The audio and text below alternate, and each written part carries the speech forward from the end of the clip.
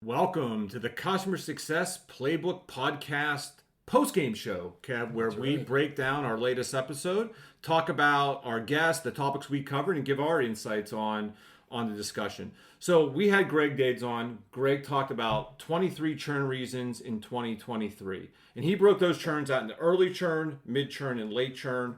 Kev, the one thing that jumped out to me is I think 70% of those churn reasons had to do with sales and marketing before the client was even a customer, right? Was the causes for the churn. What in that early churn stood out to you? That surprised you? Yeah, no, it doesn't surprise me, to be honest. A high percentage of early churn is caused by misfit for the customer or not proper alignment with what your tool or your service provides. Yeah. And so I think that's a big part of the reason. And I think, Greg's research and data kind of shows definitively that if you don't get good fit, you end up with concerns from the customer. Yeah. And what were your thoughts on that? I'm not surprised by it, right? We've all seen it, right? You bring in clients, they're not ideal. You kind of square peg round hole approach. They're unhappy and they end up leaving. So I wasn't maybe super surprised that early churn was the biggest contributor of churn. I think 70%, I think, of the reasons that kind of jumped out to me a little bit. Like it was such a high percent, like that right fit, given the free, talk about the deep discounting, doing the free trials, all of that led into all this churn. So that jumped out to me a little bit. The one item he brought up, and he brought it up early and he talked about it a few times. And again, it was, and I know our friends in CX will maybe take issue to this, but it was, customer satisfaction has no correlation on churn, right? And he talked about, really, NPS is good if you want to try to find areas of opportunity to improve, like operationally. Yeah.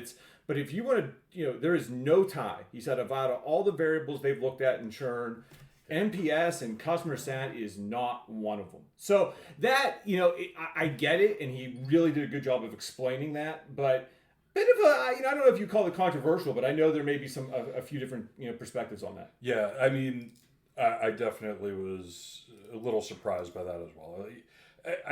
I could see a low correlation. I would have guessed maybe there's a lower correlation, but when you start really thinking about it and why that is, and I think Greg did a good job of explaining this as well, is if you're looking at the NPS, if you're looking at that, that's really your users, your day-to-day users, right, who might be having a bad day or have had an issue, and you're getting feedback from that. But when you're looking at what companies want to achieve, and when you're trying to accomplish your customers' goals, and recognizing that the goals of the people who sign the paperwork, right, and are the ones who and sign the check, might be slightly different than the goal of the everyday user. And I think that's part of the reason we see that problem. Mm-hmm. Now, the other thing there is if you're not achieving the corporate goals for why they bought, the customer's corporate goals for why they bought your software, then ultimately you are going to see churn.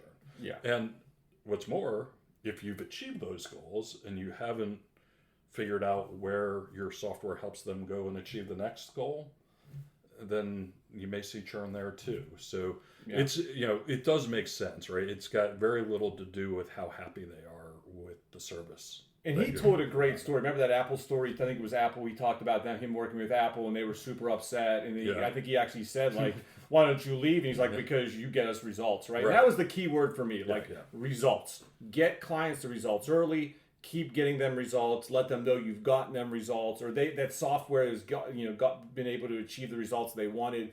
And he had a quote that said, if you're not measuring customer results, you're flying blind, right? And I think that's so important. I think a lot of companies measure internal results or internal metrics, but are they directly related to the customer's end result? Is it making them successful?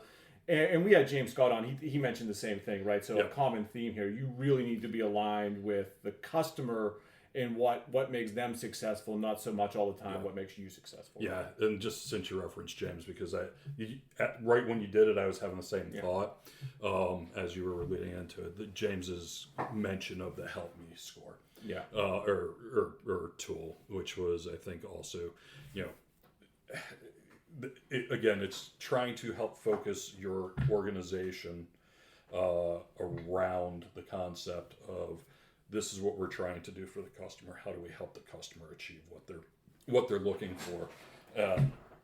By truly identifying those and then working within the organizations, you can, again, going back to the Sue episode, that's where you can start driving organizational alignment. Yeah. How do I see this goal that we're trying to achieve as an organization, from all the way from sales through product into services?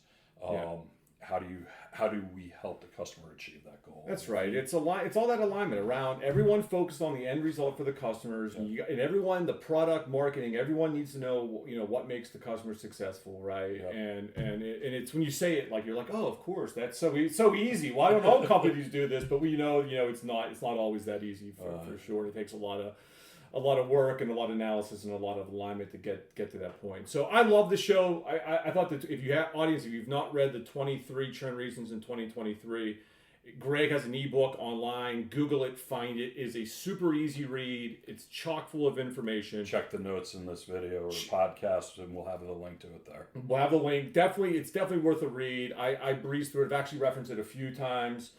If you like this episode, if you like all of our episodes, subscribe so you know when they're coming out.